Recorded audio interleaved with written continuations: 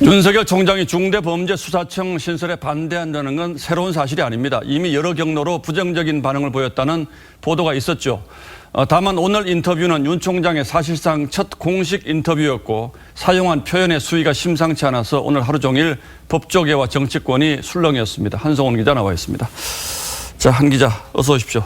그동안 오랫동안 윤석열 총장 한 기자가 취재해 왔는데 오늘 이 발언 주목할 대목은 어떤 곳입니까? 네, 일단 크게 두 가지로 볼 수 있습니다. 예. 검찰 조직에 명운이 달린 문제인 만큼 조직의 수장인 검찰총장이 직접 나섰다는 점이고 또 다른 하나는 여권에 대한 정면 대응이라는 정치적 성격이 있습니다. 자, 윤 총장이 직접 나설 수밖에 없는 사정이라는 건 뭡니까? 네, 일명 중수청법이 검수완박, 검찰 수사권을 완전히 박탈한다는 점에서 결국 검찰 조직의 무력화로 이어질 수 있다는 점이 윤 총장이 직접 나섰다는 겁니다. 예. 특히 검찰 조직 내에서는 검경 수사권 조정, 또 공수처, 또 중수청에 이르면서 검찰 조직이 허수아비가 될 수 있다는 불만이 고조된 상황입니다. 더 이상 이런 상황에서 검찰총장이 입을 닫고 있을 수는 없었다는 건데 지난해 추미애 장관과의 갈등 과정에서 윤 총장은 개인에 대한 모욕은 참아도 검찰 조직과 국민이 피해를 보는 일은 참기 힘들다고 말한 적도 있습니다.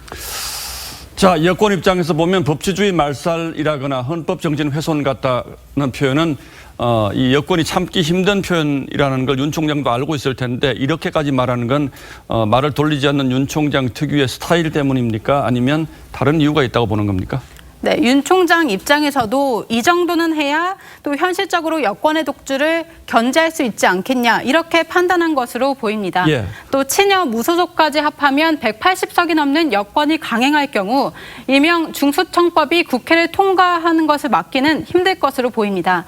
이런 현실적인 부분 때문에 윤 총장으로서는 여론전을 할 수밖에 없었고 또 이 여론을 움직이기 위해서는 이 정도의 강한 표현이 필요하다고 판단한 듯합니다. 예. 특히 힘 있는 세력들에게 치유의 법권을 제공하는 것이라는 표현도 주목할 필요가 있습니다. 또 국민들이 눈 부릅뜨고 중수청법에 대해 지켜봐달라고 한 부분도 같은 맥락입니다. 그러니까 국민들에게 호소한다는 점을 분명히 한 거군요.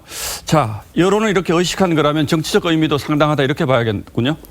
네, 그렇습니다. 윤 총장이 공개 반박한 중수청법은 여권의 핵심 인사들이 추진을 하고 있습니다.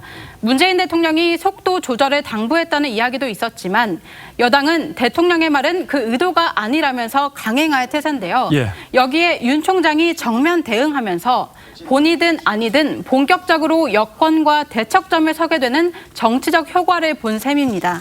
특히 민주주의라는 허울을 썼다거나 직을 걸어 막을 수 있는 일이라면 100번이라도 걸겠다고 말한 점도 눈여겨봐야 할 대목입니다. 자, 그래서 윤 총장이 사실상 여의도행을 마음을 굳혔다 이런 얘기도 있습니다. 법조계에서는 어떤 얘기들이 나오던가요? 네, 이걸 본격적인 정치 참여 선언이라고 보기에는 무리가 있습니다. 하지만 현실적으로 본인이 원하든 또 원하지 않든 정치권에 한 발을 들여놓았다는 게 대체적인 해석입니다.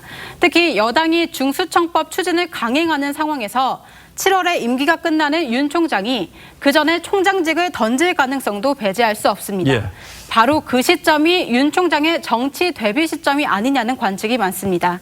특히 서울 부산시장 보궐선거가 한 달 앞으로 다가온 이 시점에 윤 총장이 여권에 반대하는 작심 발언을 한 점도 정치적인 해석이 나오는 이유 중에 하나입니다. 자, 앞으로 정치 일정이 쭉 이어져 있다는 이것도 이제 윤 총장에게 중요한 변수가 되겠군요. 예, 한성훈 기자 잘 들었습니다.